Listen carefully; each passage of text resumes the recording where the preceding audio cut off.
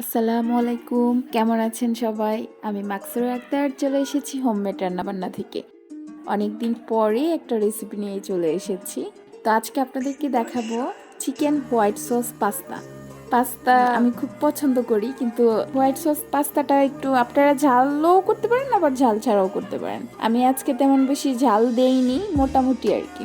তো চলেন দেখে আসি আমরা কিভাবে পাস্তাটা রেডি করব। আমি একটা পাস্তার প্যাকেট নিয়েছি, তারপর হচ্ছে ক্যাপসিকাম নিলাম, এরপর হচ্ছে বাটার নিলাম, এরপর হচ্ছে চিজ লাগবে। আমি এখানে আড়ঙের চিজটা নিয়েছি। এখানে যতগুলো চিজ আছে আমি সবগুলোই ব্যবহার করব। এরপর হচ্ছে গোলমরিচের গুঁড়া নিলাম, এরপর হচ্ছে ময়দা লাগবে, আটা বা ময়দা যে কোনো একটা। এরপর হচ্ছে দুধ লাগবে, তারপর হচ্ছে আমি শুকনো মরিচ আর কি গুঁড়া করে নিয়েছি। এরপর হচ্ছে চিকেন লাগবে। তো আমি প্রথমে চিকেনটাকে সুন্দর করে ক্লিন করে এরপর হচ্ছে কেটে নিব, ছোট ছোট কিউব করে কেটে নিব মাংসটাকে।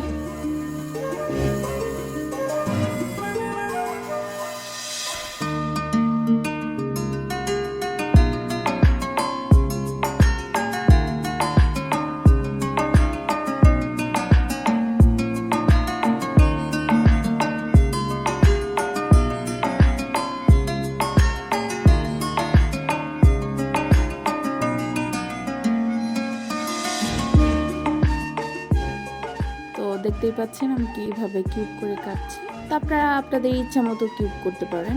এরপর হচ্ছে আমি ক্যাপসিকামটাকেও কিউব করে ছোট ছোট করে কেটে নিব।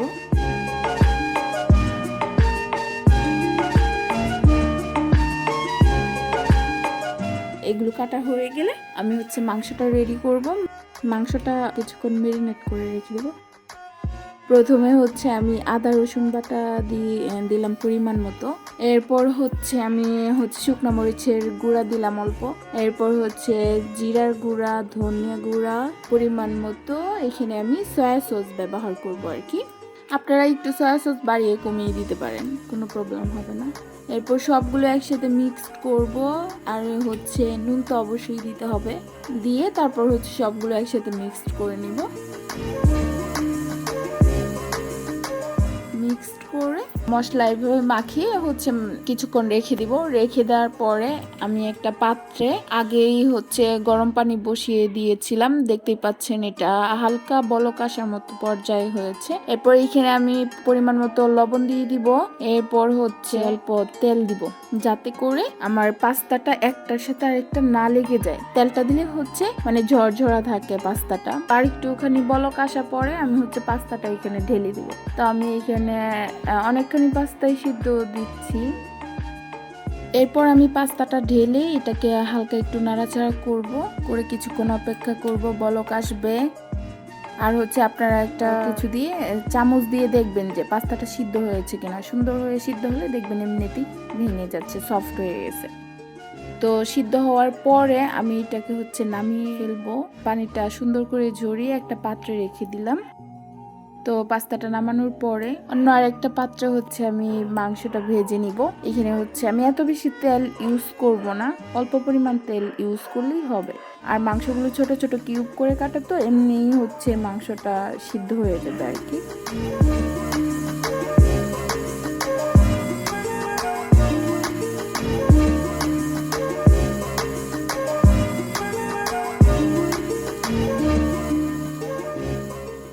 তো মাংসটা সুন্দর করে ভেজে নিব।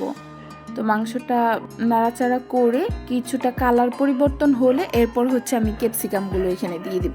তো ক্যাপসিকামগুলো এখানে আমি সবগুলো দিয়ে দিয়েছি। আপনারা আপনাদের স্বাদ মতো ক্যাপসিকাম ব্যবহার করতে পারেন, বাড়িয়ে কমিয়ে দিতে পারেন, কোনো প্রবলেম হবে না। তো আমার এই মাংসটা হয়ে যাওয়ার পরে আমি আরেকটা পাত্রে হচ্ছে বাটার দিয়ে দিলাম। বাটারটা হচ্ছে গলে যাওয়ার পরে আমি এখানে হচ্ছে ময়দা দিয়ে দিব।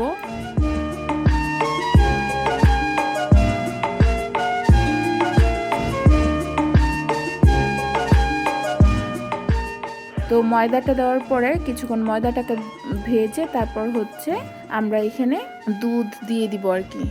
দুধটা ঢেলে দিব। আর ময়দাটা ভেজে নেওয়ার কারণ হচ্ছে ময়দাটা হচ্ছে হোয়াইট সসটা আর কি, মানে গন্ধ লাগবে না ময়দার। দুধটা দিয়ে কিছুক্ষণ নাড়াচাড়া করব। নাড়াচাড়া করার পরে এখানে আমি হচ্ছে একটু হালকা শুকনো মরিচের গুঁড়া দিয়ে দিলাম। গোলমরিচের গুঁড়া দিব পরিমাণ মতো। এরপর এখানে যে চিজ কিউবগুলো আছে আমি এখানে সবগুলো চিজই দিয়ে দিলাম। এক প্যাকেটে যা ছিল পুরো চিজটাই এখানে দিলাম।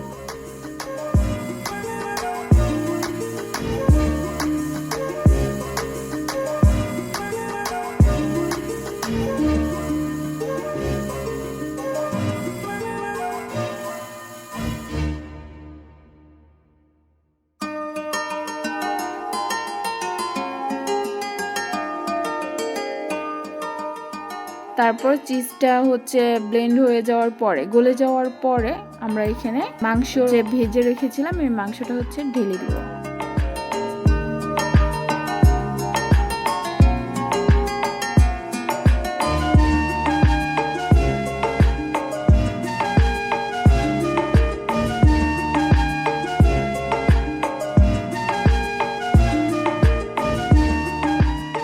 আমি হচ্ছে এখানে লবণটা আগে একটু টেস্ট করে নিব যে ঠিক মতো হয়েছে কিনা। যদি না হয় তখন আপনারা আর একটু লবণ আর কি ইউজ করতে পারেন। আমি এখানে আর একটু লবণ দিয়ে দিলাম। তো লবণটা দেওয়ার পর আর একটু নাড়াচাড়া করে সুন্দর করে এরপর হচ্ছে আমি এখানে পাস্তাটা দিয়ে দিতেছি।